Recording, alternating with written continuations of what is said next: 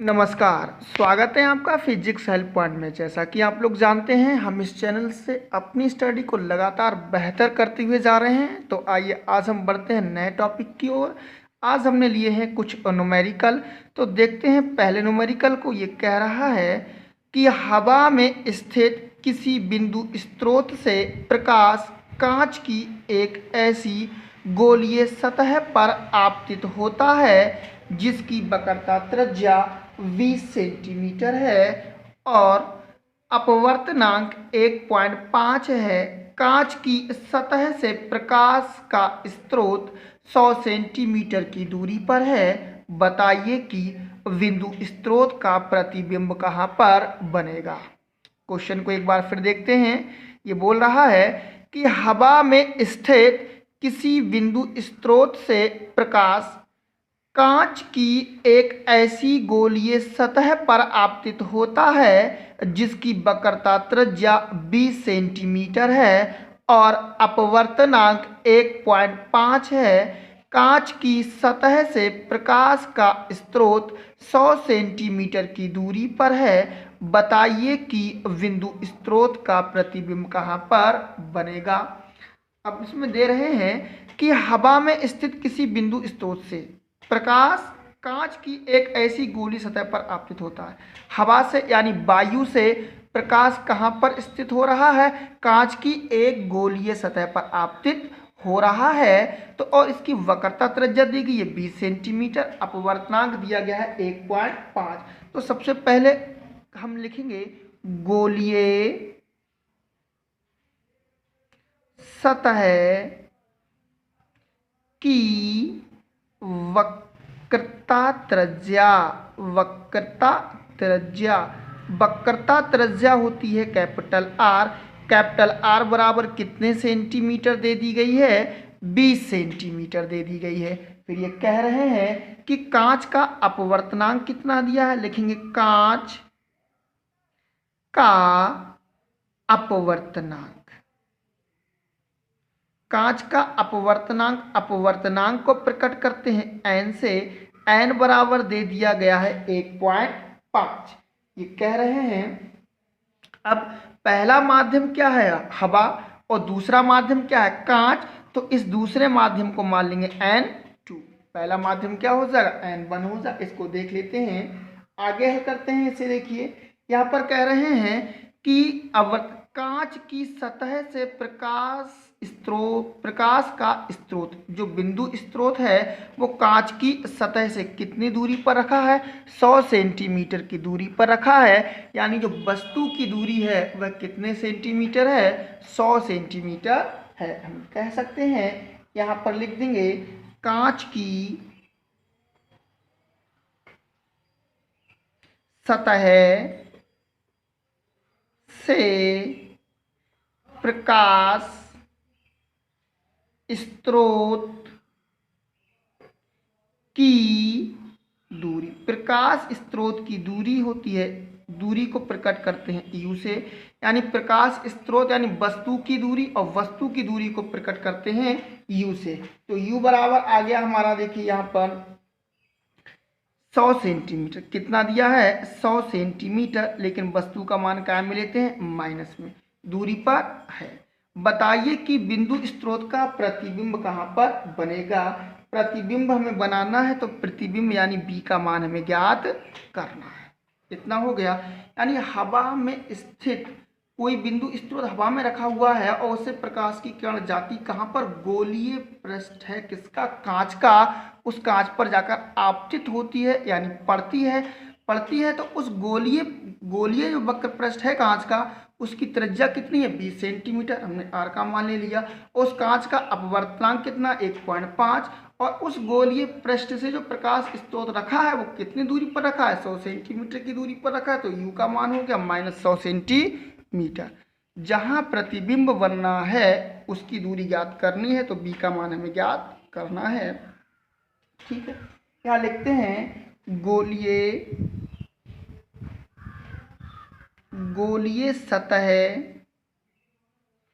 गोलीय सतह से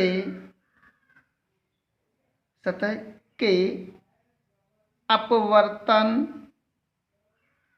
के सूत्र से, अपवर्तन के सूत्र से बात करते हैं। और गोलीय सतह के अपवर्तन का सूत्र जो होता है वह होता है N2/V, N2/V माइनस N1/U बराबर होता है N2 माइनस N1 अपॉन होता है R। इस सूत्र से क्या करेंगे, इसको हल करेंगे तो देखते हैं यहाँ पर N2 का जो मान है वह दे दिया गया है, इसलिए यहाँ लिख देंगे, इसलिए लिख लीजिए चाहे, इसलिए N2 का मान हमारे पास दे दिया है 1.5 बटे में हो जाएगा B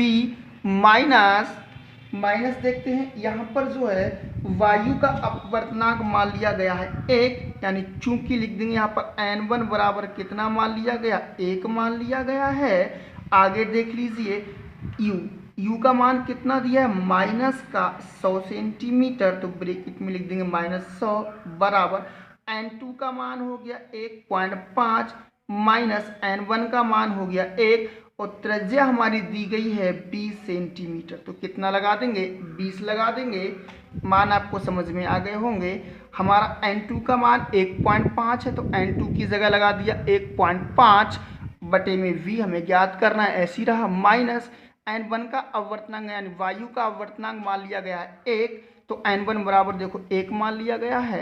हमने क्या किया, N1 की जगह 1 लगा दिया बटे U का मान लगा दिया माइनस का 100 सेंटीमीटर बराबर N2 का मान 1.5 माइनस N1 का मान 1 बटे में त्रिज्या दे दी गई है R, कितने सेंटीमीटर, 20 सेंटीमीटर। आगे हल करते हैं इसे, देखिए यहाँ पर हल करते हैं तो क्या निकल कर आता है 1.5 हमारा ऐसी रहा बटे में B ऐसी रहा, हटाएंगे bracket minus minus plus, bracket हटाएंगे तो माइनस माइनस प्लस हो जाएगा बराबर, देखिए 1.5 में से 1 घटाएंगे तो 0.5 बचेगा बटे में हो जाएगा 20।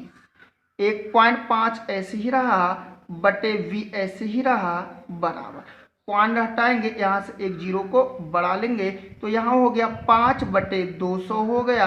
देखिए ये प्लस का 1/100 था, इधर लाएंगे तो माइनस का 1 बटा कितना हो जाएगा, 100 हो जाएगा। इसको थोड़ा ठीक रूप में हल कर लेते हैं।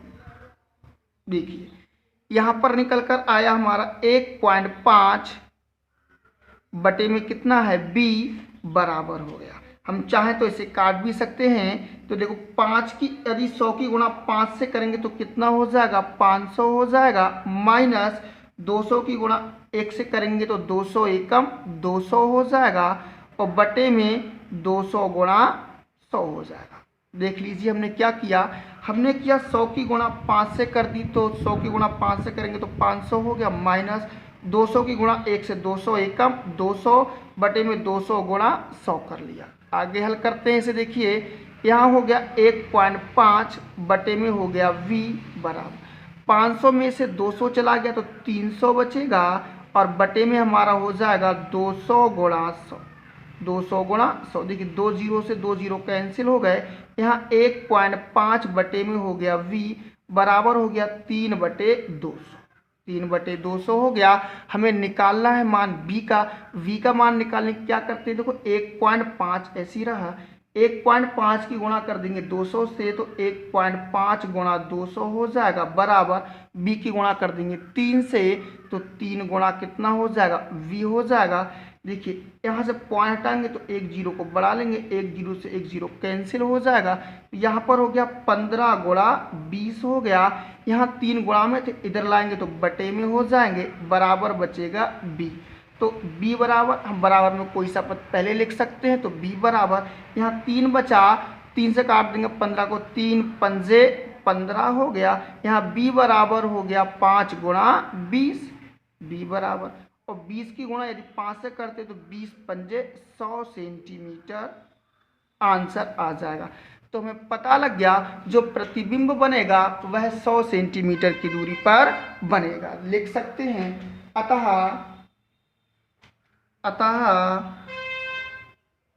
प्रतिबिंब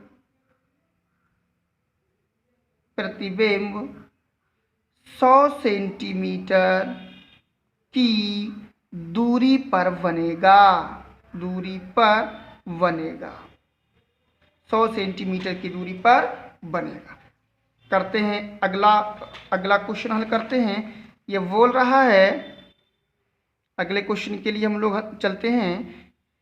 अगले क्वेश्चन में कह रहे हैं कि 12 सेंटीमीटर त्रिज्या वाले कांच के एक गोले यानी n बराबर दे दिया गया है 3/2 दे दिया गया है के भीतर केंद्र से 3 सेंटीमीटर की दूरी पर एक छोटा सा धब्बा है। कह रहे हैं जब केंद्र बाद धब्बे को मिलाने वाली रेखा पर धब्बे के निकटतम छोर से देखा जाए तो धब्बा कहाँ पर दिखाई देगा। क्वेश्चन को फिर देखते हैं।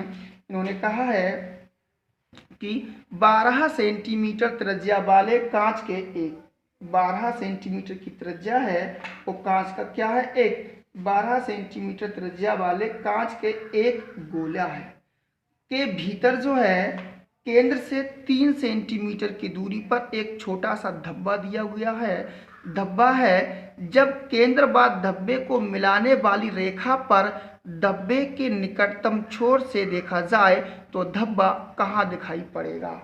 देखते हैं क्या क्या हमें दिया हुआ है। सबसे पहले तो कह रहे हैं कि 12 सेंटीमीटर की त्रिज्या है, त्रिज्या यानी आर का मान हमारे पास हो गया। कह रहे बाले कांच के एक गोले यानी गोले का अपवर्तनांक दे दिया गया है 3.5।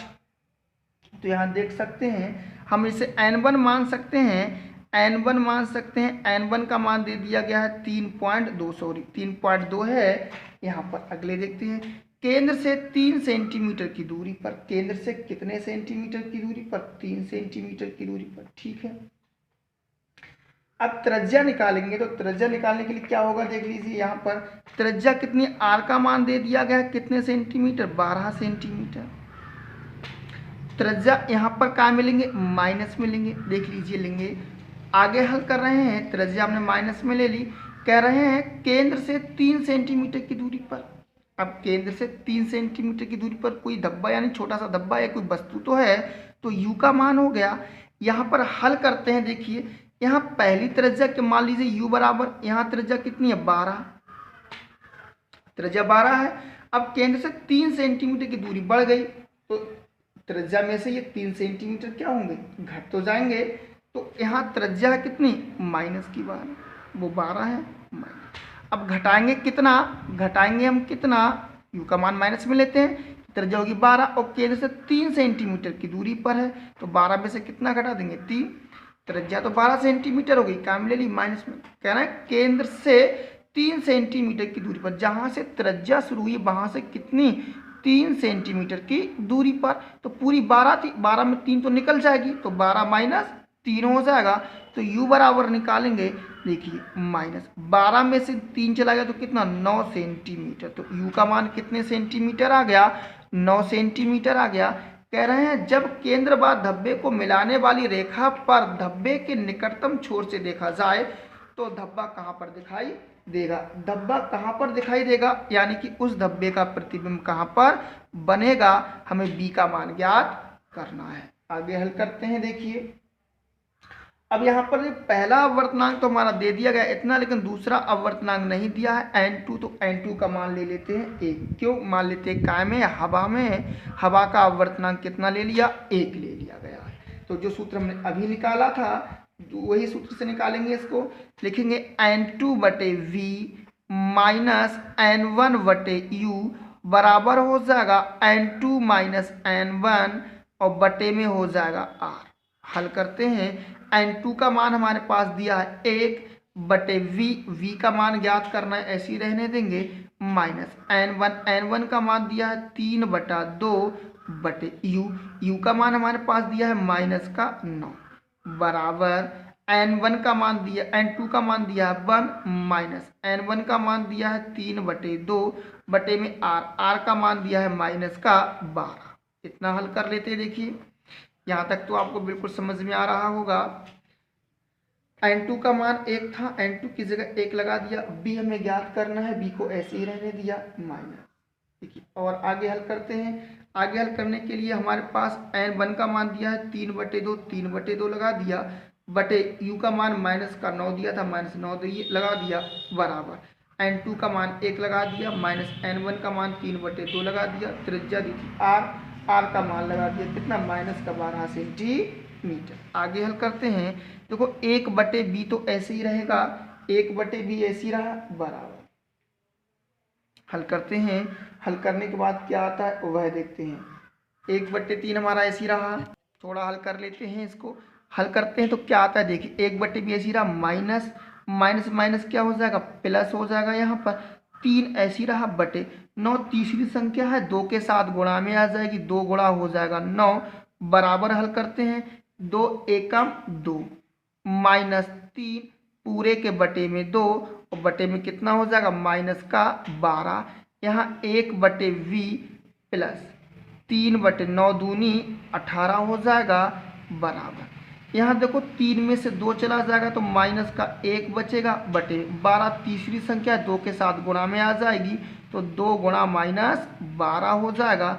यहाँ 3 छक 18 हो गया, 1/v रहा प्लस 1 हो गया 6 बराबर। यहाँ हो गया माइनस माइनस माइनस क्या हो जाएगा प्लस 1/12 दूनी 24 हो गया, 1/b ऐसे ही रहा बराबर 1/24 हो गया। 1/6 प्लस का था, इधर लाएंगे 1/6 माइनस का हो जाएगा 1/v बराबर 6 एकम 6, तिरछी गुणा कर देंगे 6 एकम 6 हो जाएगा माइनस 24 एकम 24 हो गया, बटे में गुणा कर देंगे 24 गुणा 6 हो जाएगा। इधर हल कर लेते हैं इसको। यहाँ पर हो गया देखिए 1/v बराबर 24 में से 6 चला गया तो कितना बचेगा 18, काय का माइनस का 18 बचेगा माइनस का, क्योंकि माइनस के ज़्यादा है प्लस के कम है, बटे में हो गया 24 गुणा 6। अब 6 तियाँ कितना होता है 18 होता है, 1/b बराबर -3/24 होता है, 3 से कट जाएंगे 24, 3 अट्ठे 24 हो गया, 1/b बराबर -1/8 हो गया। अब b का मान निकालेंगे, b एकम b और 8 एकम 8, तो निकाल देंगे हम b बराबर -8 सेंटीमीटर। तो वह धब्बा हमें 8 सेंटीमीटर की दूरी पर दिखाई देगा। करते हैं अगला क्वेश्चन। कह रहा है कांच के 4.0 सेंटीमीटर व्यास के एक ठोस गोले के भीतर वायु का बुलबुला गोले के पृष्ठ से 1.2 सेंटीमीटर की दूरी पर स्थित है। गोले के व्यास के अनुदेश बुलबुले के प्रतिबिंब की स्थिति ज्ञात कीजिए, जबकि n बराबर दे दिया गया है 1.